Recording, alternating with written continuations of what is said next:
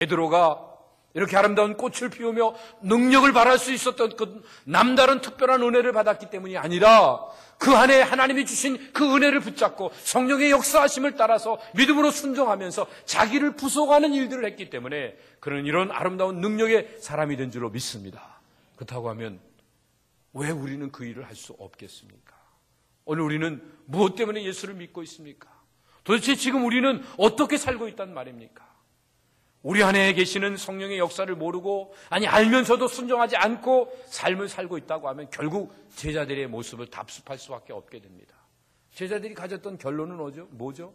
3년 반 동안이나 쫓아다니면서도 마지막 때 주님이 십자가에 못 박히시기 전에 마지막 데리고 다니시는 순간에 제자들은 사람들 동원하거나 아니면 자기를 과시하면서 예수님 앞에 조금이라도 높은 자리 얻겠다고 아웅다웅하며 싸움을 하고 있는, 티격태격 견주고 있는 이런 엉터리 같은 모습을 보게 됩니다.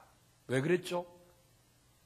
성령의 역사하심을 모르거나 알면서도 순종하지 않은 상태에서 머물러 있기 때문에 그렇습니다. 오늘 우리도 우리의 이기심 속에서 성령의 역사하심을 무시하며 하나님이 원하시는 것이 무엇인가를 순간순간 성령님의 인도하심 따라 말씀을 따라서 분별하려고 하지 않고 어떤 결론과 제도 속에 자기를 들여가는 이런 모습을 갖는다고 하면 결과적으로 우리는 높은 자리에 올라서서 호령하는 이 모습을 가지려고만 우리는 머리를 내미는 어리석음을 범할 수밖에 없게 됩니다.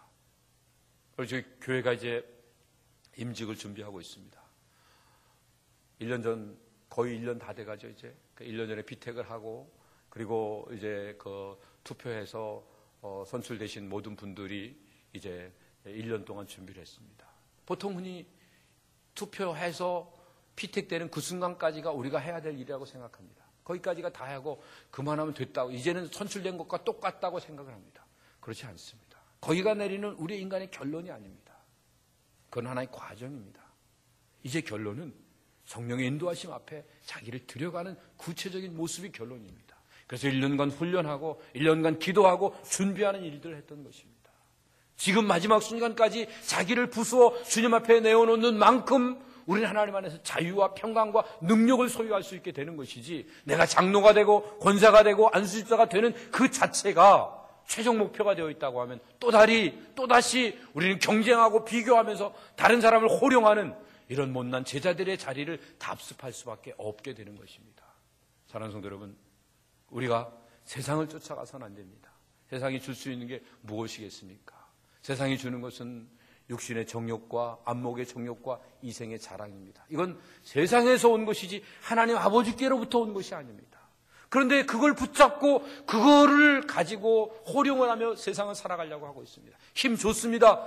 안 가진 것보다 나은 것 같습니다. 그러나 본질적으로 우리가 무슨 힘을 가졌다고 바뀌어지지 않습니다. 소유 좋습니다. 많은 소유를 가질수록 할 수 있는 것들이 많은 것 같습니다. 그러나 본질적으로 생명을 창출해낼 수 있지는 않다는 사실을 우리는 기억해야 됩니다. 자랑하는 거 좋습니다. 자랑할 만한 게 없으면 얼마나 그 힘이 빠집니까? 근데 자랑할 게 있으니까 신나고 살 맛도 나고 좋습니다. 그러나 이 세상에 썩어질 것들을 자랑하면 언젠가는 부끄러움을 당할 수밖에 없게 됩니다. 육신의 정욕과 안목의 정욕과 이생의 자랑을 쫓아가는 그런 삶이 아니라 이제는 우리의 삶의 진정한 변화를 위해서 하나님이 요구하시는 것이 무엇인가를 알기 위하여 성령님의 인도하심 따라 자기를 들여가는 이런 삶을 사는 일들이 필요합니다. 그래야 진정한 변화를 경험할 수 있게 됩니다.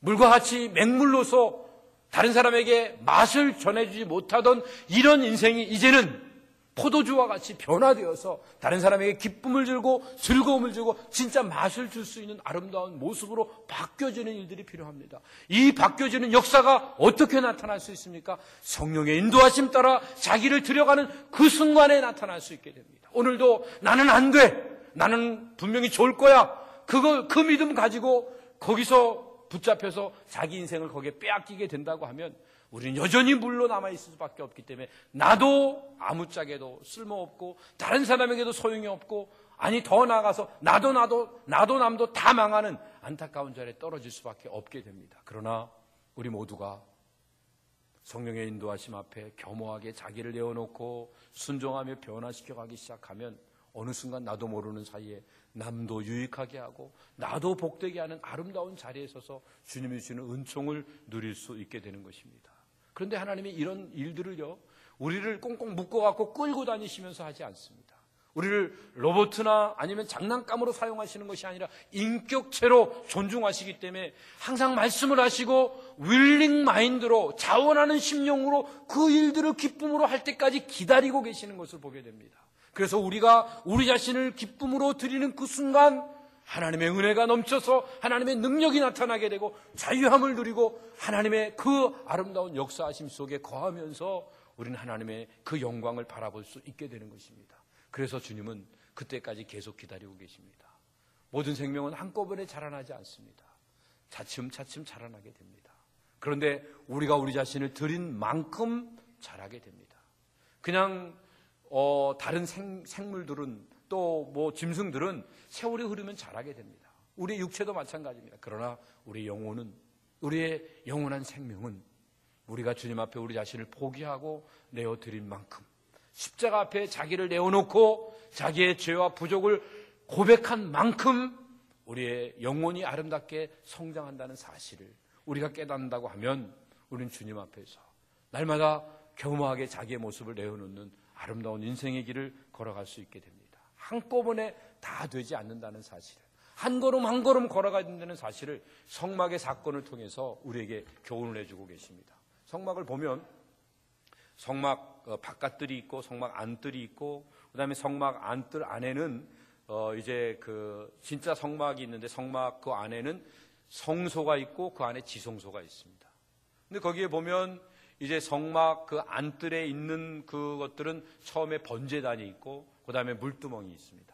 그리고 그 안에 들어가면 성소 안에는 떡상과 금초대와 향단이 있습니다. 그리고는 휘장이 있고 그 안에 들어가게 되면 이제 법궤가 있습니다. 그 안에가 이제 하나님의 속죄소 시은자라고도 이야기를 하고 있습니다.